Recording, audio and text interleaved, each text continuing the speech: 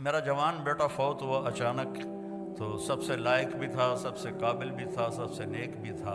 تو پہلی دفعہ مجھے یہ آیت سمجھ میں آئی کہ یعقوب اور یوسف کی جدائی ہوئی، دونوں کو غم ہے، بیٹے کو بھی غم ہے، باپ کو بھی غم ہے، لیکن بیٹا اندھا نہیں ہوا، باپ بیٹے کے غم میں اندھا ہو گیا۔ وَابْيَضَّتْ عَيْنَاهُ مِنَ الْحُزْنِ فَهُوَ كَظِيمٌ، یوسف کے غم میں ان کی آنکھیں ختم ہو سفید ہو گئیں، یعنی یہ جو درمیان والی پتلی ہے یہ بھی غائب ہو گئی۔ اتنا دکھ دیکھا، جیسے بچپن جیسے پیدائشی اندھے ہوتے ہیں ان کی پتلی نہیں ہوتی، اس طرح غم تھا کہ پتلی غائب ہو گئی 40 سال۔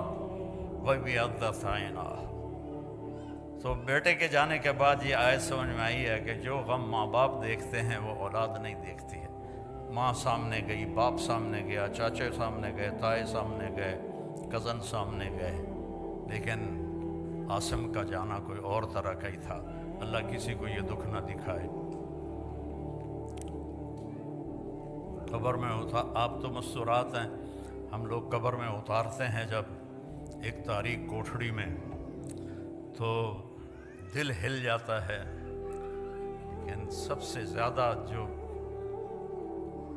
دل ٹوٹا اور بکھرا وہ اپنے بچے کی قبر میں جاتے ہوئے دیکھ کے ٹوٹا۔ تو یوسف علیہ السلام کے لیے یعقوب علیہ السلام کی آنکھیں سفید ہو گئیں، لیکن اپنے بچوں کو ایک دفعہ بھی نہیں کہا کہ تم نے میرے بیٹے پر زیادتی کی اور اس کو تم نے تباہ کر دیا، ایک دفعہ بھی۔ آخر کار یوسف بھی مل گئے اور بچوں کو بھی توبہ کی توفیق نصیب ہو گئی۔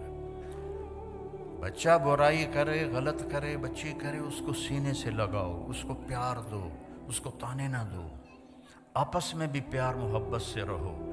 خامد اور بیوی آپس میں لڑ پڑیں اور پھر صلح کر لیں تو ان کے پچھلے سارے گناہ معاف ہو جاتے ہیں۔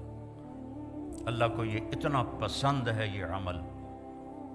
باقی غصہ تو کھوتے نوں ہی چڑھ جاتا ہے، تو ایسی کوئی بات نہیں ہے کہ غصہ تو آ ہی جاتا ہے، لیکن درگزر کر کے، معاف کر کے، صلح کر لینے پر، خامد اور بیوی کے رشتے پر اللہ اتنا خوش ہوتا ہے صلح پر کہ اللہ ان کے پچھلے سارے گناہ معاف کر دیتا ہے۔